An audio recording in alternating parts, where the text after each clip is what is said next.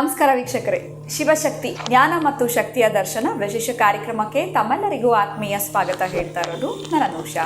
ಇದೇ ಮೊದಲನೇ ಬಾರಿ ನಮ್ಮ ಚಾನಲ್ ವೀಕ್ಷಿಸ್ತಾ ಇರೋದು ಅಂತಂದರೆ ಈಗಲೇ ನಮ್ಮ ಚಾನಲ್ನ ಸಬ್ಸ್ಕ್ರೈಬ್ ಮಾಡಿ, ನಮ್ಮ ವಿಡಿಯೋಸ್ನ ಲೈಕ್ ಮಾಡಿ. ಇನ್ನು ಕಾರ್ಯಕ್ರಮದಲ್ಲಿ ನಮ್ಮ ಜೊತೆಲಿದ್ದಾರೆ ಈಶಾನ್ಯ ಕಾಳಿ ಉಪಾಸಕರಾಗಿರುವಂಥ ಶ್ರೀಯುತ ಪ್ರವೀಣ್ ದೀಕ್ಷಿತ್ ಗುರುಜಿಯವರು. ಗುರುಗಳನ್ನ ಕಾರ್ಯಕ್ರಮಕ್ಕೆ ಸ್ವಾಗತಿಸೋಣ. ನಮಸ್ತೆ ಗುರುಗಳೇ, ಕಾರ್ಯಕ್ರಮಕ್ಕೆ ಭಕ್ತಿಯ ಸ್ವಾಗತ. ನಮಸ್ತೆ. ಯಾ ದೇವಿ ಸರ್ವಭೂತೇಷು ಶಕ್ತಿರೂಪೇಣ ಸಂಸ್ಥಿತ ನಮಸ್ತಸ್ಯೈ ನಮಸ್ತಸ್ಯೈ ನಮಸ್ತಸ್ಯೈ ನಮೋ ನಮಃ.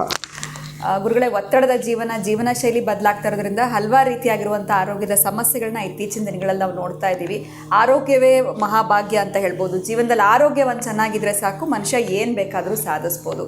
ಆದರೆ ಪದೇ ಪದೇ ಅನಾರೋಗ್ಯದ ಸಮಸ್ಯೆಗಳು ಒಂದೊಂದು ಕುಟುಂಬದಲ್ಲಿ ಬರ್ತಾ ಇರುತ್ತೆ ಅಂತ ಹೇಳ್ಬೋದು. ಏನೋ ಹುಷಾರಾಗ್ತಾರೆ ಅಥವಾ ಮತ್ತೆ ಆರೋಗ್ಯದ ಸಮಸ್ಯೆ ಬರ್ತಾ ಇರುತ್ತೆ. ಇವತ್ತಿನ ನನ್ನ ಪ್ರಶ್ನೆ ಏನು ಅಂತಂದರೆ, ಈ ಆರೋಗ್ಯದ ಸಮಸ್ಯೆ ಇರುವಂಥವ್ರು, ಪದೇ ಪದೇ ಅನಾರೋಗ್ಯಕ್ಕೆ ಈಡಾಗ್ತಾ ಇರೋರು ಯಾವ ಒಂದು ದೇವರ ದರ್ಶನವನ್ನು ಮಾಡಬೇಕು ಅಥವಾ ಯಾವ ದೇವರ ಒಂದು ಆರಾಧನೆ ಮಾಡೋದ್ರಿಂದ ಆರೋಗ್ಯದಲ್ಲಿ ಅಭಿವೃದ್ಧಿಯನ್ನು ಕಾಣ್ಬೋದು, ಉತ್ತಮವಾಗಿರುವಂಥ ಆರೋಗ್ಯವನ್ನು ಪಡೆದುಕೊಳ್ಬೋದು, ಇದ್ರ ಬಗ್ಗೆ ತಿಳಿಸ್ಕೊಡಿ. ಖಂಡಿತ. ಏನಂದರೆ, ನಮ್ಮ ಈ ಲೌಕಿಕ ಪ್ರಪಂಚದ ಜೀವನದಲ್ಲಿ ನಾವು ನಮ್ಮ ಕೆಲಸದ ಒತ್ತಡದಲ್ಲಿ ಊಟ, ನಿದ್ದೆ, ಆರೋಗ್ಯದನ್ನು ಮರ್ತೇ ಬಿಡ್ತೀವಿ. ಆ ಮರೆತಾಗ ಮನುಷ್ಯನಿಗೆ ಹಣ, ಐಶ್ವರ್ಯ, ಪದವಿ ಏನಿದ್ರೇನಂತೆ, ಆರೋಗ್ಯ ಇರಬೇಕು. ಆರೋಗ್ಯ ಇಲ್ಲ ಅಂದರೆ ಎಲ್ಲವೂ ಇದ್ದರೂ ಶೂನ್ಯಕ್ಕೆ ಸಮಾನ ಅಂತ ಹೇಳ್ತೀವಿ.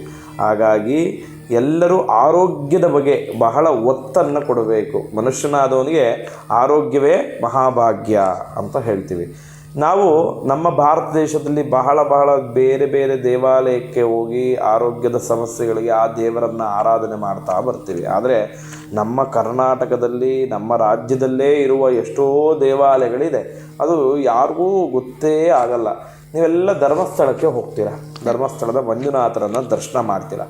ತದನಂತರ ಧರ್ಮಸ್ಥಳ ಮಂಜುನಾಥನಿಗಿಂತ ಮುಂಚೆ ಸೌತಡ್ಕ ಗಣಪತಿಯನ್ನು ಕೇಳಿರ್ತೀರ ನೀವೆಲ್ಲ. ಆ ಸೌತಡ್ಕ ಗಣಪತಿ ಬಹಳ ವಿಶೇಷವಾದ ಒಂದು ಸನ್ನಿಧಾನ. ಆ ಗಣಪತಿಯ ಸನ್ನಿಧಾನದಲ್ಲೇ ಒಂದು ವಿಶೇಷವಾದ ದೇವಾಲಯ ಇದೆ. ಅಂದರೆ ನೀವು ಸೌತಡ್ಕ ಗಣಪತಿಗೆ ಬರೋಕ್ಕಿಂತ ಮುಂಚೆನೇ ಕೊಕ್ಕಡ ಅಂತ ಬರುತ್ತೆ. ಆ ಕೊಕ್ಕಡದಲ್ಲಿ ವೈದ್ಯನಾಥೇಶ್ವರನಿದ್ದಾನೆ. ಏನು ಇಲ್ಲೂ ಇದೆ ಸ್ವಾಮಿ ಗುರುಗಳೇ, ವೈದ್ಯನಾಥೇಶ್ವರ ಇದ್ದಾನೆ, ಇಲ್ಲೂ ಹೋಗ್ತೀವಲ್ಲ, ಅಲ್ಲಿನ ವೈದ್ಯನಾಥೇಶ್ವರ ವಿಶೇಷತೆ ಏನು ಅಂದಾಗ, ಕೊಕ್ಕಡದ ವೈದ್ಯನಾಥೇಶ್ವರನಿಗೆ ಪುರೋಹಿತರೇ ವೈದ್ಯವನ್ನು ಮಾಡ್ತಾರೆ. ಅದು ಬಹಳ ವಿಶೇಷವಾದದ್ದು. ಏನಂದರೆ, ವೈದ್ಯನಾಥೇಶ್ವರನಿಗೆ ವೈದ್ಯ ಮಾಡೋ ಜಾಗ ಅದು. ಬಹಳ ಸಮಸ್ಯೆಗಳಿದ್ದಾಗ ನಮಗೆ ಆರೋಗ್ಯ ಸಮಸ್ಯೆ ನಮಗೆ ಕ್ಲಿಯರೇ ಆಗಲ್ಲ ಗುರುಗಳೇ. ಎಷ್ಟು ಏನೇ ಖರ್ಚು ಮಾಡಿದ್ರೂ ಡಾಕ್ಟ್ರು ಕೂಡ ನಮಗೆ ಹೋಪ್ ಕೊಡ್ತಾ ಇಲ್ಲ, ಇದನ್ನು ಆರೋಗ್ಯ ಸಮಸ್ಯೆ ಕ್ಲಿಯರ್ ಆಗುತ್ತೆ ಅಂತ ಹೇಳ್ತಾ ಇಲ್ಲ ಅಂದಾಗ, ಒಮ್ಮೆ ಆ ಕೊಕ್ಕಡದ ಕ್ಷೇತ್ರಕ್ಕೆ ನೀವು ಹೋಗಿ ವೈದ್ಯನಾಥೇಶ್ವರನ ದರ್ಶನವನ್ನು ಮಾಡಿ. ಏನು ವೈದ್ಯನಾಥೇಶ್ವರ ವಿಶೇಷತೆ ಏನು ಗೊತ್ತಾ? ಪ್ರತಿ ವರ್ಷ ಧನುರ್ಮಾಸದಲ್ಲಿ ಅಲ್ಲಿ ವಿಶೇಷವಾದ ಪೂಜೆ ನಡೆಯುತ್ತೆ. ಏನು ಆ ಪೂಜೆ ಅಂದರೆ, ನೀವು ದಾರಿಯಲ್ಲಿ ಹೋಗ್ತಾ ಇರ್ತೀರ, ಹೋದಾಗ ದಾರಿ ಉದ್ದಕ್ಕೂ ಒಂದು ಗಿಡಗಂಟಿಗಳನ್ನು ಬಿಟ್ಕೋತಾ ಬರ್ತಾರೆ. ನಾವು ಪ್ರತಿಯೊಂದು ಗಿಡದಲ್ಲೂ ಒಂದು ಔಷಧಿಯ ಗುಣವನ್ನು ನೋಡ್ತೀವಿ. ನಾವು ಎಷ್ಟೋ ಜನಕ್ಕೆ ಗೊತ್ತಿಲ್ಲ, ಆಯುರ್ವೇದ ಬಹಳ ಗೌಪ್ಯವಾಗಿರುವ ಒಂದು ವಿದ್ಯೆ. ಆ ಔಷಧಿಯ ಗುಣಗಳು ಆ ಗಿಡದಲ್ಲಿ ಇರುತ್ತೆ.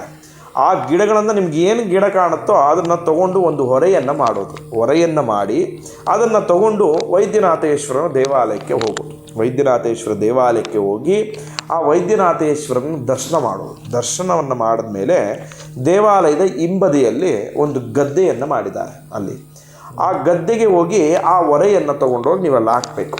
ಹಾಕಿದಾಗ ಹಸುಗಳನ್ನು ತಂದು ಬಿಡ್ತಾರೆ ಆ ಜಾಗದಲ್ಲಿ. ಆ ಹಸು ಬಂದು ಅಲ್ಲಿ ನೀವು ಹಾಕಿರೋ ಎಲೆಗಳು, ಸೊಪ್ಪು ಏನು ತೊಗೊಂಡೋಗಿ ಹಾಕ್ತೀರಾ ಅದನ್ನೆಲ್ಲ ತಿನ್ನುತ್ತಾ ಬರುತ್ತೆ. ತಿಂದು ಕೆಲವೊಂದು ಹಸುಗಳು ಸ್ವಲ್ಪ ತಿಂದು ಬಿಟ್ಟು ಹೋಗ್ಬಿಡುತ್ತೆ, ಕೆಲವೊಂದು ಪೂರ್ಣವಾಗಿ ತಿನ್ನುತ್ತೆ. ನೀವು ಏನು ಹೊರೆಯನ್ನು ಎಷ್ಟೋ ಜನ ತೊಗೊಂಡೋಗಿ ಸಾವಿರಾರು ಜನ ಹಾಕ್ತಾರೆ.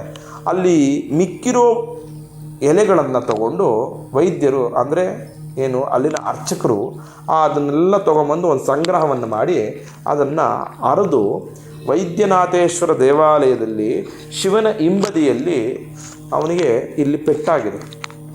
ಆ ಜಾಗಕ್ಕೆ ಈ ಸೊಪ್ಪಿನ ಅರ್ಧ ವೈದ್ಯವನ್ನು ಮೆತ್ತುತ್ತಾರೆ ಶಿವನಿಗೆ. ಅದನ್ನು ಮಹಾಪ್ರಸಾದವಾಗಿ ನಾಳೆ ಅದನ್ನು ಜನರಿಗೆ ವಿತರಣೆಯನ್ನು ಮಾಡ್ತಾರೆ. ಎಂಥ ಕಾಯಿಲೆ ಇರಲಿ, ಏನೇ ಆರೋಗ್ಯ ಸಮಸ್ಯೆ ಇರಲಿ ಅದನ್ನು ತಂದು ಹಾಲಿಗೆ ಹಾಕಿ ಕುಡಿದಾಗ ಆರೋಗ್ಯ ವೃದ್ಧಿ ಕಟ್ಟಿತ್ತ ಬುತ್ತಿ. ಹಾಗಾಗಿ ಯಾರೇ ಆಗಲಿ ನಮಗೆ ಆರೋಗ್ಯ ಸಮಸ್ಯೆ ನಾವು ತುಂಬ ನರಳುತ್ತಾ ಇದ್ದೀವಿ ಅಂದಾಗ ಆ ವೈದ್ಯನಾಥೇಶ್ವರನ ದರ್ಶನವನ್ನು ಮಾಡಿ, ವೈದ್ಯನಾಥೇಶ್ವರ ಅಲ್ಲಿ ಮಹಾಪ್ರಸಾದ ಅಂತ ಕೇಳಿ ಕೊಡ್ತಾರೆ, ಖಂಡಿತ ಕೊಡ್ತಾರೆ. ಅದನ್ನು ಎತ್ತಿಟ್ಟಿರ್ತಾರೆ ಆ ಮಹಾಪ್ರಸಾದವನ್ನು. ಡೈಲಿ ಆ ದೇವರಿಗೆ ದಿನವೂ ಕೂಡ ವೈದ್ಯನಾಥೇಶ್ವರನಿಗೆ ವೈದ್ಯ ನಡೀತಾ ಬರ್ತಾ ಇರುತ್ತೆ. ಹಾಗಾಗಿ ಆ ಕ್ಷೇತ್ರದಲ್ಲಿ ವಿಶೇಷವಾಗಿ ಆರೋಗ್ಯಕ್ಕೆ ಅಂತಲೇ ಹೋಗಬೇಕು.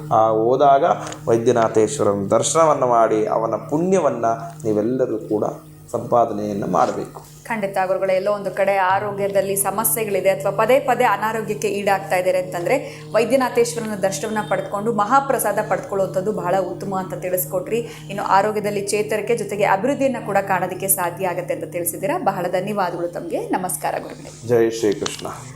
ನಿಮಗೂ ಕೂಡ ಆರೋಗ್ಯದ ಸಮಸ್ಯೆಗಳು ಬರ್ತಾ ಇದೆ, ಅನಾರೋಗ್ಯದ ಸಮಸ್ಯೆಗಳು ಹೆಚ್ಚಾಗಿದೆ ಅಂತಂದರೆ ಖಂಡಿತ ಚಿಂತೆ ಮಾಡಿಬಿಡಿ. ಗುರುಗಳು ತಿಳಿಸಿದಂಗೆ ವೈದ್ಯನಾಥೇಶ್ವರನ ದರ್ಶನ ಪಡೆದುಕೊಳ್ಳೋದ್ರಿಂದ ಖಂಡಿತ ನಿಮ್ಮ ಆರೋಗ್ಯದಲ್ಲಿ ಚೇತರಿಕೆಯನ್ನು ಕಾಣೋದಕ್ಕೆ ಸಹಾಯ ಆಗುತ್ತೆ ಅಂತ ಹೇಳ್ತಾ ಇವತ್ತಿನ ವಿಡಿಯೋನ ಮುಗಿಸುವಂತಹ ಸಮಯ ಆಗಿದೆ. ನಮಸ್ಕಾರ.